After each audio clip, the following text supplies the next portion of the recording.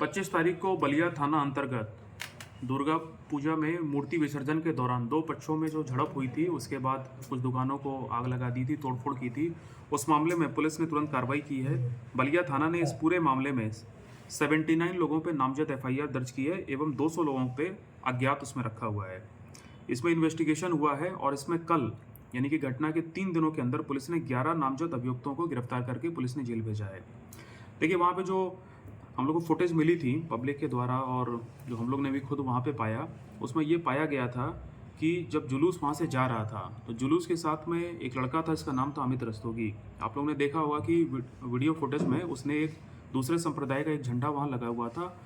उसका एक सहयोगी था करण ने अपने हाथ से उस झंडे को नोचा और तोड़ के नीचे फेंका और ये सब उसने अमित रस्तोगी के ही कहने पे किया।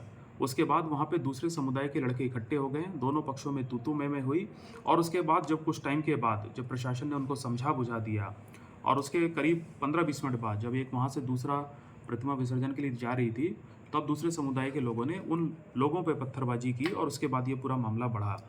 जैसे ही हम लोगों को सूचना मिली, तुरंत बेगूसराय पुलिस पूरे दलबल के साथ पहुंची और तुरंत मैटर को कंट्रोल में कर लिया गया। लेकिन जब बाद में हम लोगों ने इन्वेस्टिगेशन की तो ये सारे तथ्य अब एकदम उसमें क्लियर होके आ गए हैं।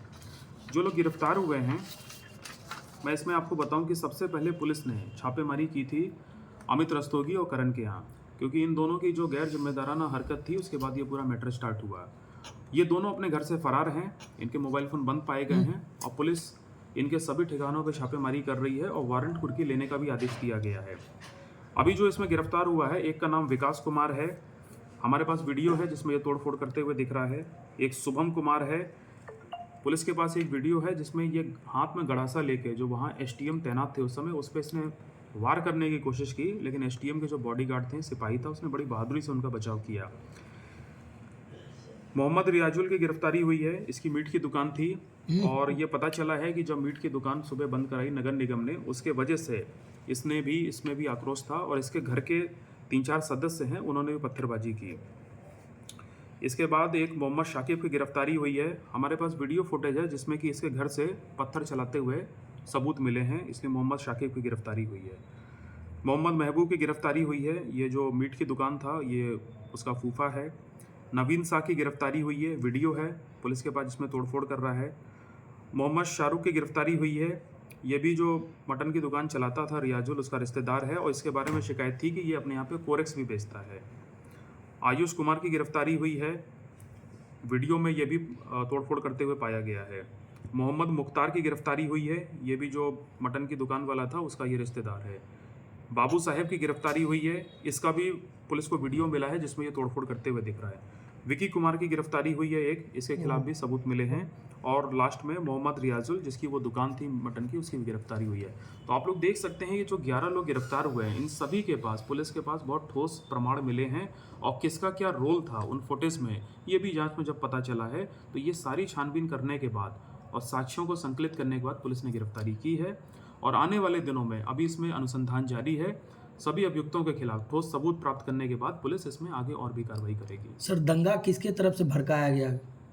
देखिए, मैंने आपको जैसा कि बताया, जो वीडियो फुटेज मिले हैं उसके एनालिसिस से जो सीक्वेंस ऑफ इवेंट पाए गए हैं वो मैंने आपको शुरुआत में बताया था, तो उसी के आधार पे पुलिस ने ये गिरफ्तारी की है।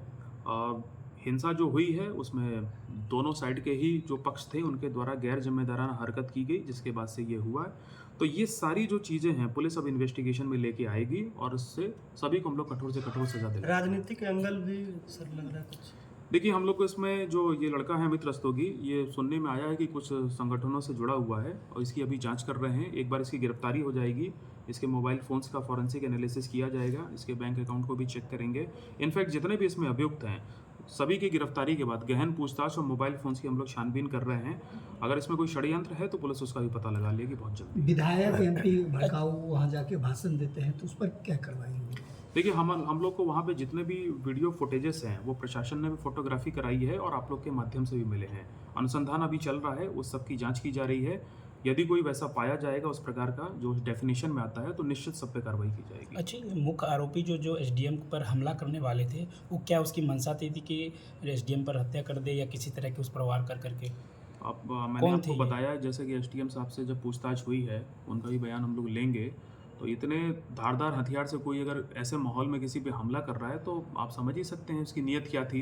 तो उसको गिरफ्तार किया गया है, इससे पूरी पूछताछ हुई है, उसने अपना अपराध स्वीकार किया है और वो सब अनुसंधान का पार्ट है। हम लोग कड़ी से कड़ी सजा सबको दिलाएंगे और पूरे मामले पे पुलिस लगातार वहाँ नज़र बना के रखे हुई है, सोशल मीडिया पे नज़र रखी जा रही है। आने वाले दिनों में बहुत सारी इसमें गिरफ्तारियां और सभी पे कठोर से कठोर कार्रवाई होगी और इसके अलावा भी जो निरतात्मक कार्रवाई है पुलिस करेगी।